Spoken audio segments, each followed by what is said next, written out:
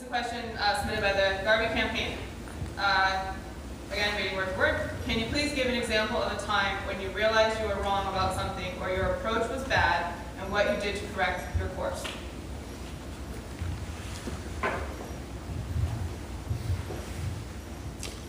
Well, I'm sure that my wife would have lots of examples.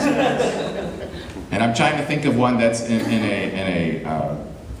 more in the public realm. And what I would say is that when I first started out on the Planning Commission,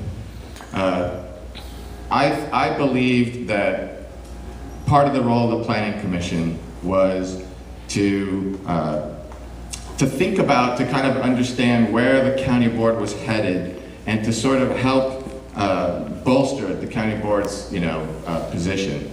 And I learned though that actually through that, and through one particular example, through the Reevesland decision, that I voted that we should, that the county should sell the Reevesland property. And I have since become better educated on that and have learned that actually I think that that was the wrong decision.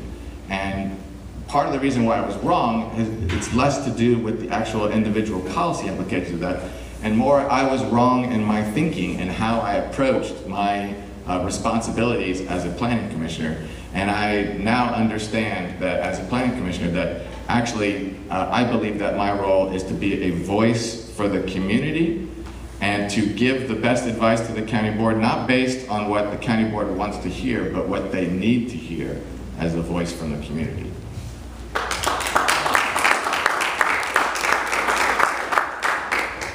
I think I might give a personal example.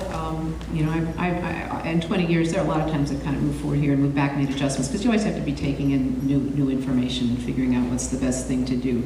I have two daughters, one of whom was like a superstar academic, sailed through school, no problem.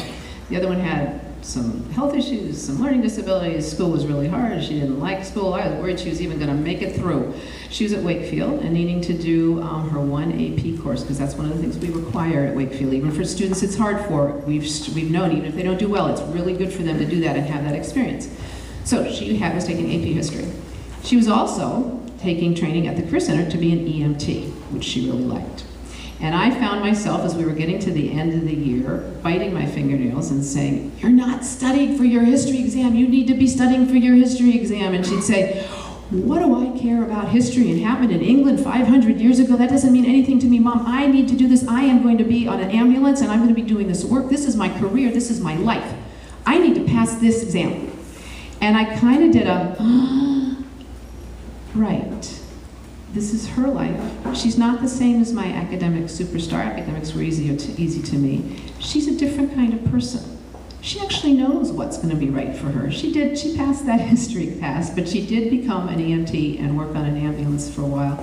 And so that was actually just my judgment about who she was as a person, and realized that I need to step back and see who she really was and what was really right for her. And I try to do that for my community as well.